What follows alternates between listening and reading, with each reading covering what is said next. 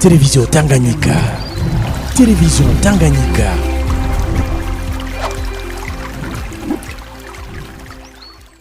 Shalom, amahoro. My name is Joshua and I'm from Jakarta, Indonesia. Shalom amahoro, izina ryanje ni Yosuwa, mva muri Indonesia i Jakarta. It's been an honor and so happy to be here. Ni iby'icubahiro n'umunezero kuba hano. I'm not a stranger anymore because this is my second time in Burundi. Sindi umunyamahanga ukundi kuko iyi ni inshuro yanje ya kabiri mu gihugu c'u Burundi. I fell in love with this country since my trip last year. Nakunze cyane iki gihugu kuva mu mwaka uheze.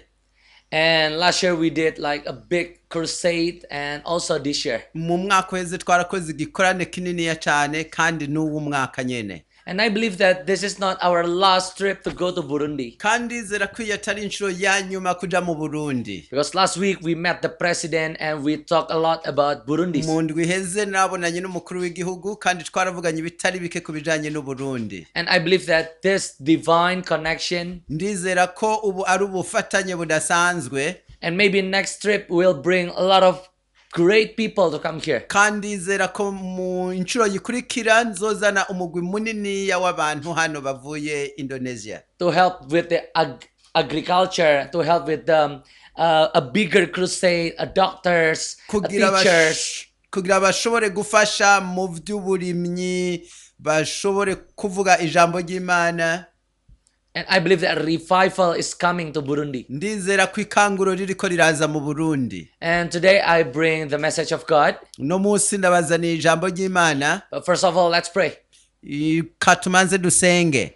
Lord, I believe that this is not just a coincidence. Mana ndazi kwiki gihe atari sanganya ribaye. I believe that you have a great plan for this country, for this nation. Ndazi ko ufise umugambi ukomeye kuri iki gihugu kuri iri hanga. I believe that you have a big vision for all the people in this country. Ndazi kuri kuraroba cyane abantu muri iki gihugu. Lord, I pray that this message of God, Mana ndasenze ubu butumwa gonna transform our life. kugira buhindure ubuzima bwacu. It's not just a normal, a usual message. Si ubutumwa busanzwe bw'ibihe bisanzwe. But this is the seed from heaven that gonna change our life forever. Ariko iyi ni imbuto ivuye mu ijuru igomba guhindura ubuzima bwacu ibihe byose. Thank you, Lord Jesus. Urakoze uhoraho. Anoint us Udusiga amavuta and give us the spirit of understanding kandi uduhe impwemu yo gutahura. so we may understand your word. Kugira dushobore gutahura ijambo ryawe. Open our ears and our heart Ugurura amatwi yacu n'imitima yacu so we may receive kugira the godly dushobore message. kwakira ubutumwa bwawe. Thank you, Lord Jesus. Amen. Urakoze uhoraho Yesu. Amen.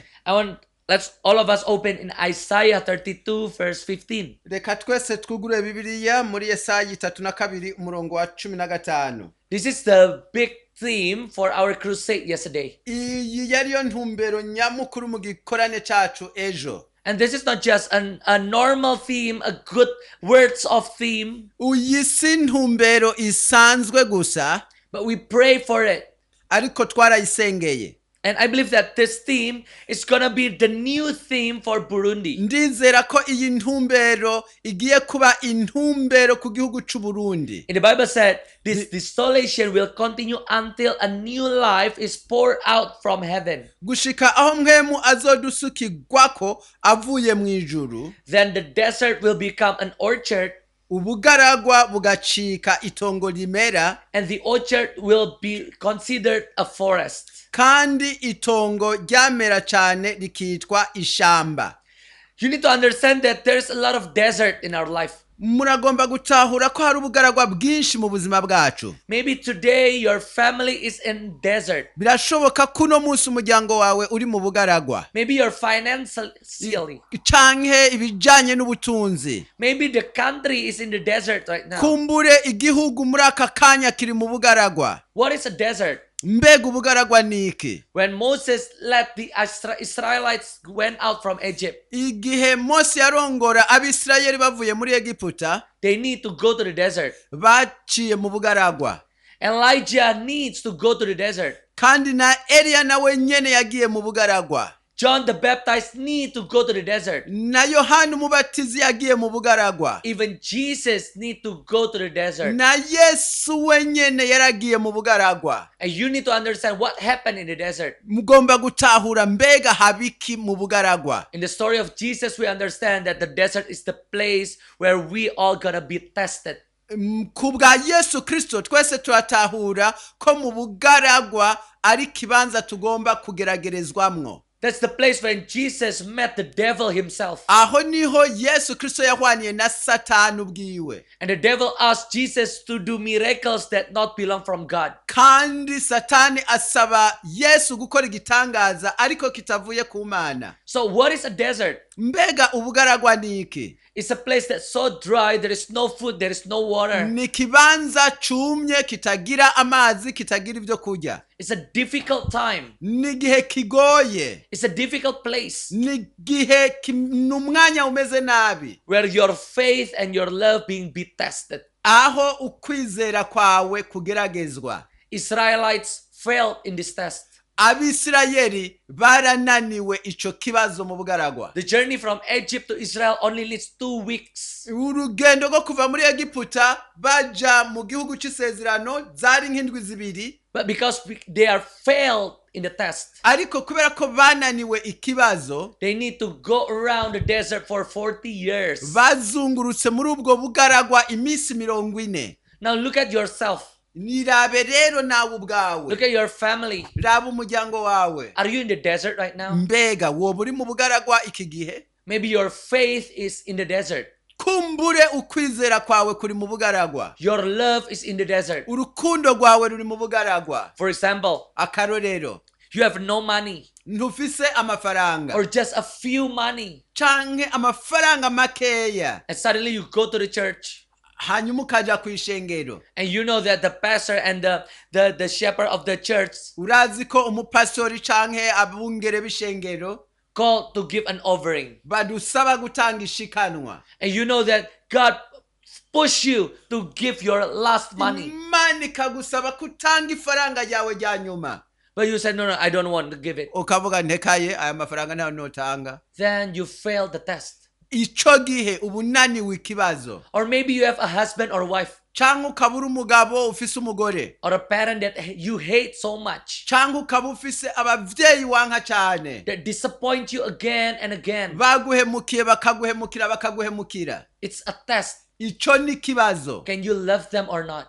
Ntushobora gutsinda canke ntugitsinde. I want to tell you a testimony. Nagomba ndagushingira intahe. I am 29 years old today, Mfise imyaka 29 uno munsi. and I can say that I go around the world. Ndavuga nti ndagenda kw'isi yose, From America to Japan to Australia, muri almost 30 Amerika, countries. muri Japan, muri Australia, mu bihugu birenga bitatu, 30 countries. ibihugu 30. I go to spread the gospel. Ngenda mvuga ubutumwa bwiza. But it's not just happen like in one day. Ivyo ntibiba uko nyene, ntivyabaye ku munsi umwe. I need to pass from the test. Nategerezwa gukora ikibazo co mu bugaragwa. When I was 9 years old, Igihe nari mfise imyaka 9, I have a father that is a pastor. papa wanje yari umupastori. My father is a pastor in the church. Papa ni umupastori mw'ishengero. All I know is my father is a good man. Ico nzi nuko papa ari umugabo mwiza. And suddenly, one day, one night, Umunsi umwe, ijoro rimwe, I saw a woman came to our house. nabonye umugore aza mu nzu iwacu. I think it's just a normal conversation Niyumvira ko ari ikiganiro gisanzwe. because my father is a pastor, and it's sometimes people come to our house. Kubera ko papa yari umupastori, abantu baraza mu nzu iwacu. But that day, something weird is happening. Ariko hari ikintu kimwe cabaye. From my room, I can look at what happened outside. Ndi mu cumba canje nashobora kubona ibiriko biraba hanze. And I was 9 years old. Nari mfise imyaka 9. And that's the first time in my life. Uwo wabaye umunsi wa mbere mu buzima I bwanjye. got disappointed so much when I saw my father kiss that woman. Aho nahemukiwe mbonye papa asomye uwo mugore. I was so shocked Naratangaye because my father is a pastor. kuko papa ni umupastori. And the most shocking part is igice cyari kibabaje cyane this woman is the worship leader. nuko uwo mugore yari umuririmbyi, yari arongoye umugwi wo guhimbaza. So that day, me and my brother, we look at our eyes, hanyuma jewe na mutoyi wanje turarabana mu maso, and the 9-year-old me asked my brother, jewe umwana w'imyaka 9 mbaza mutoyi wanje, why our father kissed that woman. ndamubaza ni kubera iki papa asomye ujya mugore. And on Sunday we go to the church. Kwa Mungu twaragiye ku ishengero, My father is the one who preached, kandi papa niwe yasiguye, and that woman is the one who be the worship leader. kandi wa mugore niwe yarongoye umugwi wo guhimbaza. I got so confused. Naratangaye cyane, naracanganyikiwe, My heart got broken. umutima wanje waravunitse, waramenetse. And since that day, Kuva uwo munsi I don't want to go to the church. navuze singomba kuja ku ishengero. Since that day, Kuva uwo munsi I hate Christianity. narase ubukristo. Since that day, every Sunday, Kuva uwo munsi misi yose kwa Mungu I will play football outside the church. nagenda gukina umupira hanze ku kibuga ku ishengero. Why? Because I hate the church. Kubera iki? Kubera ko narase ishengero. All I remember is my father kissed another woman.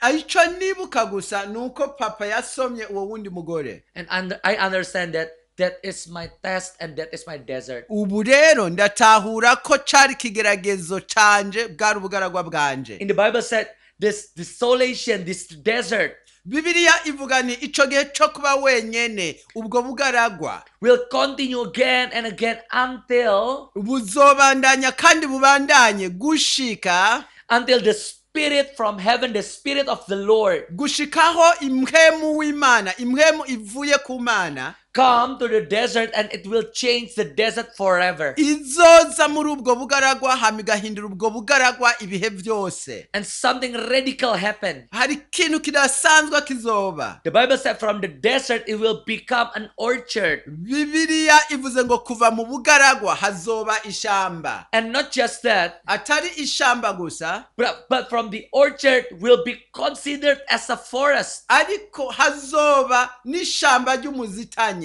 And I will continue my story, my testimony. Ndaza kubandanya intahe yanje. And since that day, I don't want to go to any church event, anything. Kuva ico gihe ivyo nabonye byabaye, sinigeze ningira umutima wo kongera kuja ku ishengero iryo ari ryo ryose. I say no to every Christianity. Naravuze nti nta by'ubukristo nzosubiramwo. Since that day, every time I go to the school, Igihe cyose naba ngiye ku ishure, I will fight with my friend. wasanga ndiko ndagwana n'abagenzi. Every time I got angry, Igihe cyose wasanga shavuye, I will take a stone and I will throw at them. naratora amabuye nkatera abandi bana. I almost got into the police. Buri gihe nagenda ku gipolisi bantwaye. I was so bad that day. Kuva ico gihe nabaye umwana mubi. My school grade is so bad. Amanota yanje ku ishuri yatanguye kuba mabi. Because I hate my life and I hate everything. Kuko narase ubuzima bwanje nanka ibintu byose. That's the desert era of my life. Ubwo bwari ubugaragwa bwo mu buzima bwanje. And then one day, Murazi rero umunsi umwe there is a big crusade habaye igikorane kinini in our school. ku ishure iwacu. Actually, I don't want to go to the crusade. Bisanzwe sinagomba no kuja muri ico gikorane. As I said earlier, I hate every crusade. Uko nabivuze ubwa mbere naranse ibikorane byose. But that day, my family, my auntie, Ariko uwo munsi senge wanje they locked the door so I cannot go out. baciye bugara umuryango kugira ngo ngende hanze. Usually I just come, then I will go. Hanyuma narasohotse, hanyuma ndagenda. But that day, the gate is locked. Ariko ico gihe irembo ryari ryugaye. The door is locked from outside. Idoro umuryango wari wugariye hanze. So I cannot go out that day. Rero uwo munsi sinashobora kuja hanze. I just sit at very back because I don't want to join the crusade. Rero naciye ngenda nicara inyuma cyane kuko sinagomba kuja muri ico gikorane. I don't to worship. I don't want to listen any of the sermon. Sinagomba guhimbaza Imana, sinagomba kumviriza ijambo na rimwe. But maybe the last 15 minutes, the last 20 minutes, Ariko iminota nk'icumi ya nyuma 20, I put my phone naratoye telefone yanje and I close my eyes ca ndafunga amaso And that's the first time I saw God himself. uwo niwo munsi nabonye Imana ubwanje. I saw like a big light. Nabonye umuco mwinshi. And I understand that this is God. Kandi naratahuye ko iyi ari Imana. And God said, Joshua, I want you to be my disciple. Imana icirambwira nti Yoshua ndagomba kuba umwigishwa wanje. I understand that this is God. Kandi naratahuye nti iyi ni Imana. But because of every trauma and every pain, I say, no, God, I don't want to be your disciple. Kubera imubabaro mwinshi nari mfise navuze nti Imana singomba kuba umwigishwa wawe. So you need to understand how much the pain that I had that day. Unizera ko ushobora gutahura ububabare nari mfise mu mutima wanje. But God is love.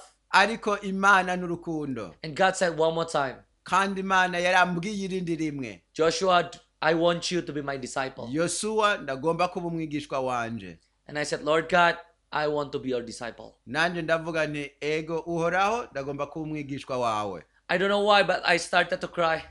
Ako kanya sinzi ngene vyaje natanguye kurira. I was alone and I just cried and cried. Nari jenyene ariko ndiko ndarira. And I said, Lord, I want to forgive my father. Ndavuga nti Mana ndagomba kubabarira papa wanje. Since that day, I go to the church. Kuva uwo munsi nasubiye kuja kwishengero. And like 15 years later, Imyaka 15 iheze. like 20 years later, Imyaka 20 iheze.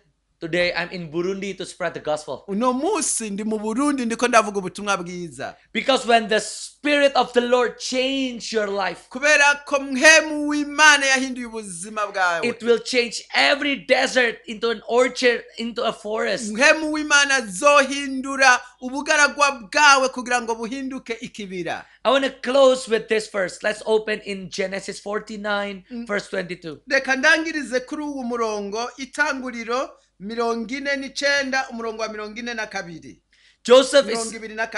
Joseph is a person, is a man who passed the test of the desert. Yosefu n'umuntu yaciye mu bugaragwa atsinda ikibazo cyo mu bugaragwa. You need to remember the story of Joseph. Ugomba kwibuka inkuru ya Yosefu. He's being sold by his brothers. Wibuke ko yagurishijwe na bene wabo. Thrown away.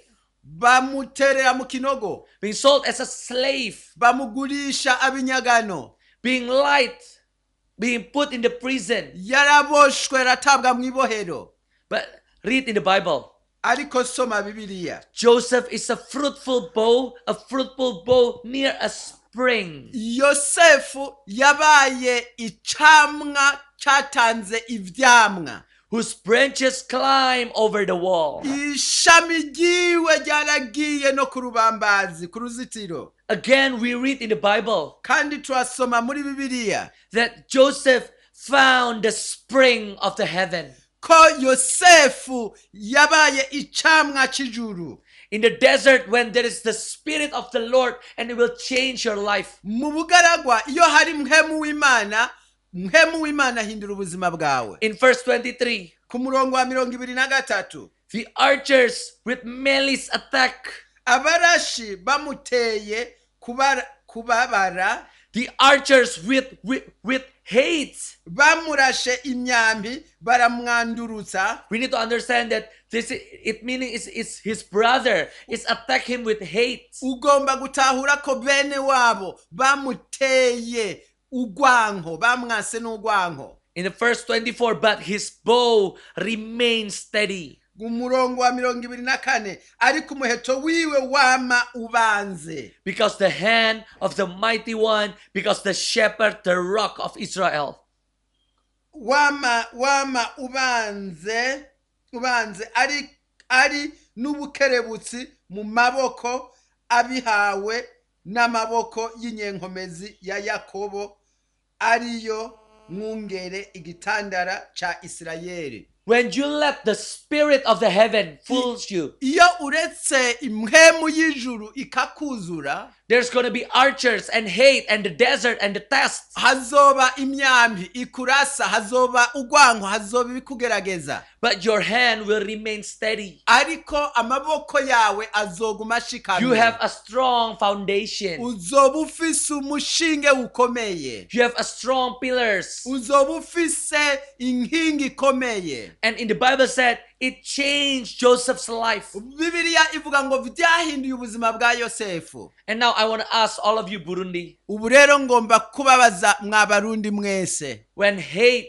and test come to your life, Mbega igihe ugwanko ruje ku buzima bwawe. when you need to face the impossibilities of forgiveness, Igihe uri kuraca mu bidasanzwe aho usabwa kubabarira. when you need to reply every hate with love, Igihe ugomba kwishurana urukundo abakugiriye nabi, abakwanka bose. when you have to have faith when you have no money at all, Igihe ugomba kuba ufise ukwizera mu gihe udafise urufaranga na rumwe. this is what the Bible said, with you need to be bright and blooming. Iki nico Bibiliya iriko iravuga, kugomba kuba umuco ugaseruka ukamuza. So whatever happened in your life, Ikintu icyo cyose kiba mu buzima bwawe, when you open your hands and you let the Spirit of the Lord, iyo wuguruye amaboko yawe ukareka mpemu w'Imana akakuzako, and you choose God's own way, ugahitamwo inzira z'Imana, not your ways, atari inzira zawe, not what you usually do, atari ibyo ukunda gukora, but what the Bible said you need to do. ariko icyo Bibiliya ikubwira gukora.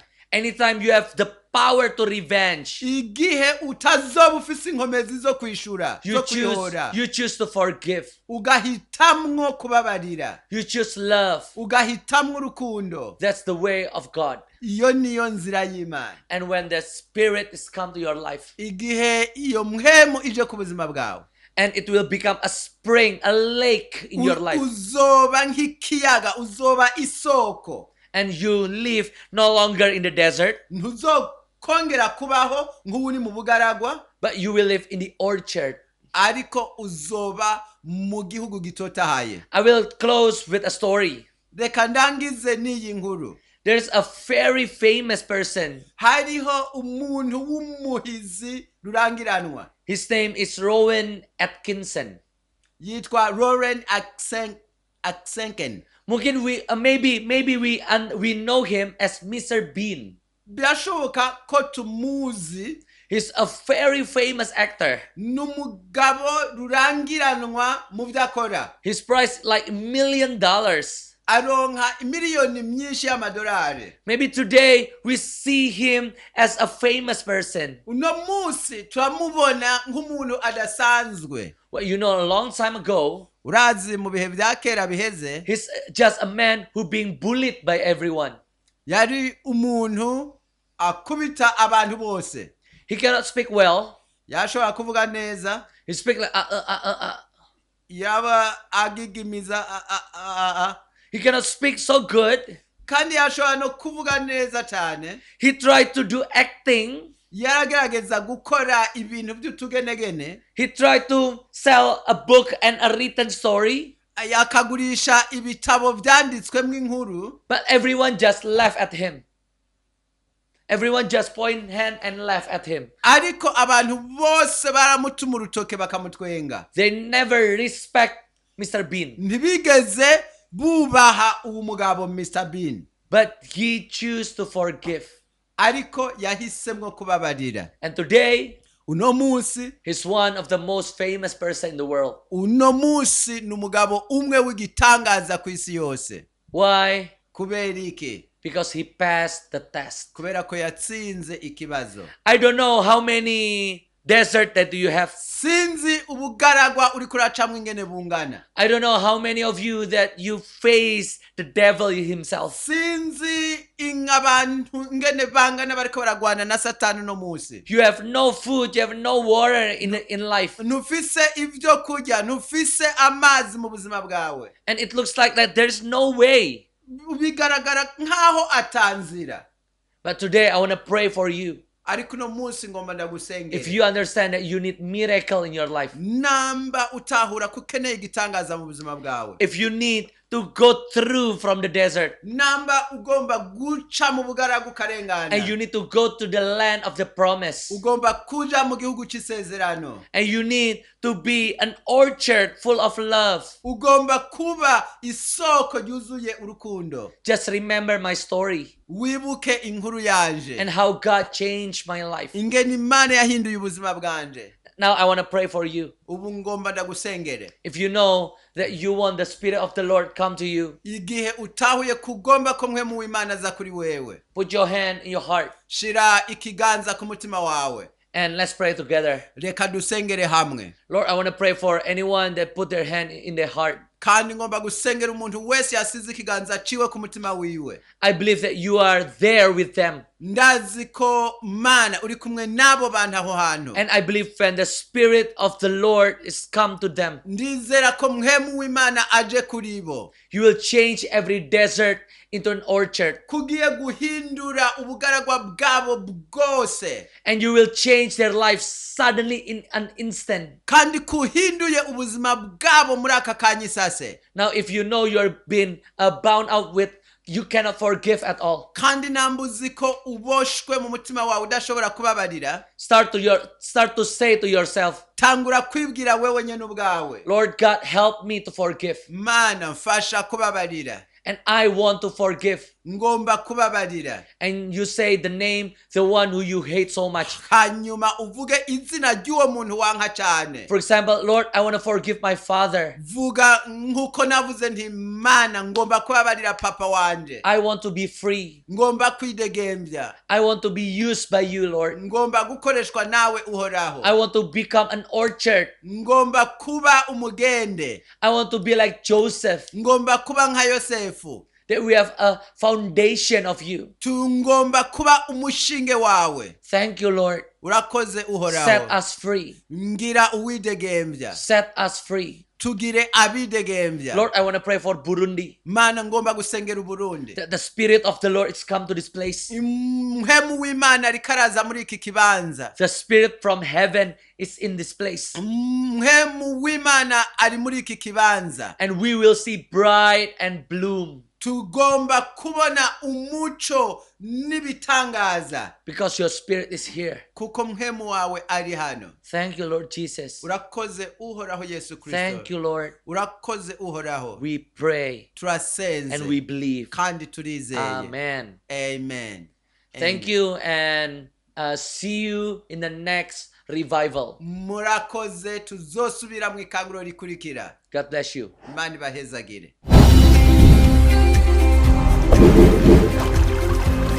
Télévision Tanganyika. Télévision Tanganyika.